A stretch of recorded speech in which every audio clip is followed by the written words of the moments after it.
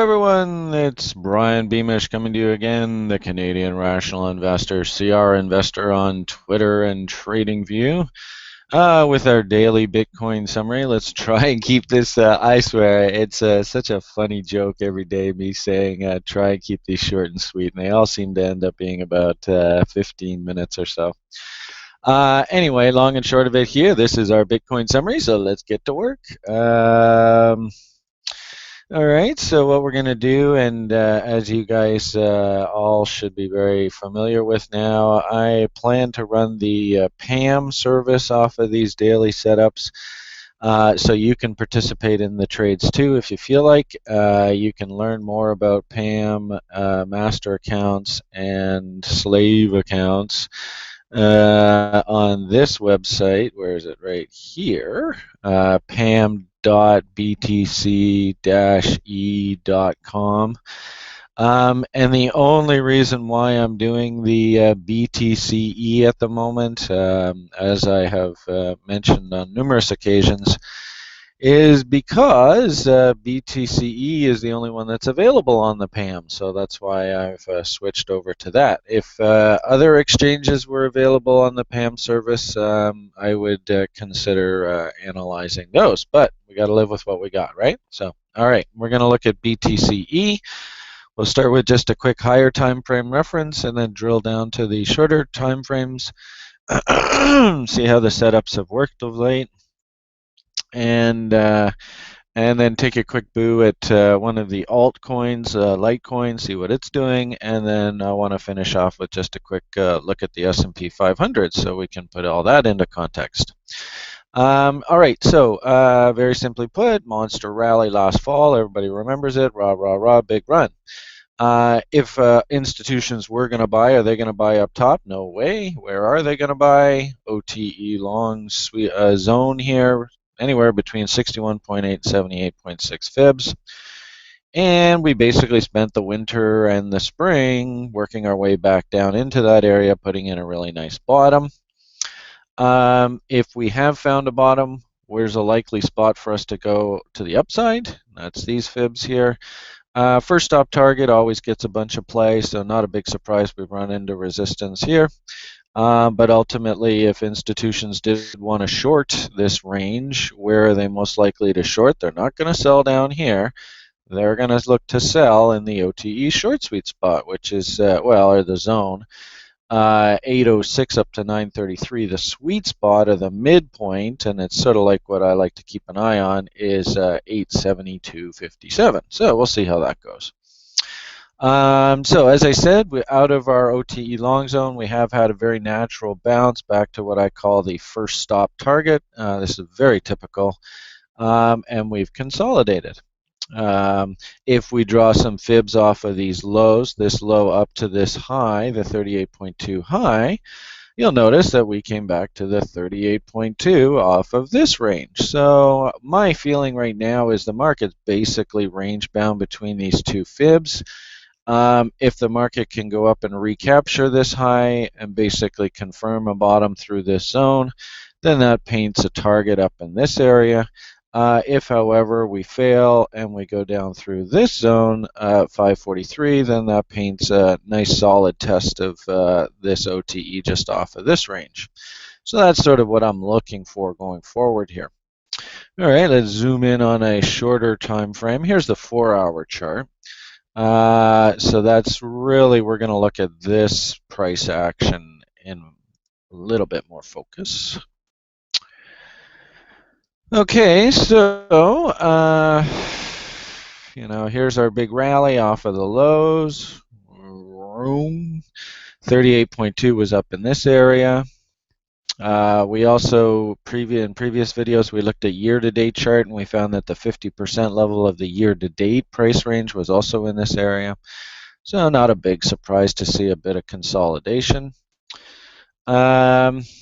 I like to use specific setups when I trade. So you may see on the charts these boxes where you have a smaller red box and a larger green box. They're basically a visual demonstration of setups. And as you can see, we had one off of the 4-hour here with a double top through double top on double top, lots of momentum readings and volume readings to short in this area here. And indeed, basically, we came down into that area, pretty close to that 38.2. So I would basically consider this validated. Watched price action for a while, put in a nice, what I would consider a bat formation, and if it was a bat, and that's harmonic price patterns. This rally point right up here should have failed right around the 88.6 or 654.41.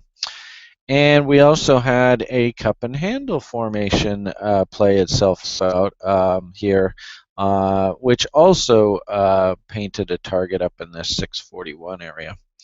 So not a big surprise. We rallied up top and we basically failed. I mean, right on cue. This high and target was 654.41. And the high of this bar was 654.38 within 3 ticks. I mean, that's incredible when you see that stuff happen. All right, so if this was a bat, where would we most likely expect price to pull back to? And if we just do a nice simple fib off of, and actually I think for the purposes of this, we've taken the fib off of this low here, so the entire range here. We see 38.2 sitting there at 612. And if we do just off of this range, right, from the bottom of this arrow, that was this fib here, 616.44, 38.2. So not a big surprise, not really anything out of the ordinary to expect a test of this 38.2. It's just what happens in the market. It's very natural. And what also is interesting too is that basically you see this high 610 right on the nose. Lo and behold, look at what the lows are here. 610.01 and 610 on the nose. Look at that, 610 exactly. So all we did was we got a little ahead of ourselves. Momentum and Willie were kind of wonky, saying, hey, pay attention. You know, number one, do not buy up here, right? When Willie's stupid like this, do not buy. That's just asking for trouble. The best thing for you to do is, you can still be a buyer. There's nothing wrong with that, but just let things calm down a bit. And sure enough, look what Willie's done. He's just calmed down. Came back to an old historic high. Basically, there's probably a whole bunch of open orders just sitting here saying, if price ever does come back to the original bottom, which is this formation, then I'm going to buy. And, price is way up here, and they're like, no, I'll just wait, and boom, they just got their fill. And what's interesting about this is you see that each time it's gone down into this 110 area, it's quickly been rejected. So that tells me that there is some buying interest there. Now, if we keep going down and breaking these lows and making lower lows, and, technically speaking, this is 610. This is 610.01. So this is a lower low, and this obviously is a lower high. So technically speaking, we are still working our way lower, but not a surprise at all that we're finding a bit of traction, if you will, around this 38.2. I'll just make a quick comment about market analysis. It's one thing to actually, see these patterns and, this is where I think the market's going to go to, blah, blah, blah, blah, blah. It's quite another to actually trade these things for a profit on a daily basis. And, that takes us to the 1 hour. And, again, with my green and red boxes, there was a trade setup. It was a perfectly valid trade setup on the 1 hour and 4 hour charts. Basically the 4 hour was looking for a top in here and shorting against these highs, right? And then the 1 hour top came in. It was a nice double top within a double top, which was a sell pattern here. And the 1 hour pattern, you just risk against these highs. So that's what this box is here.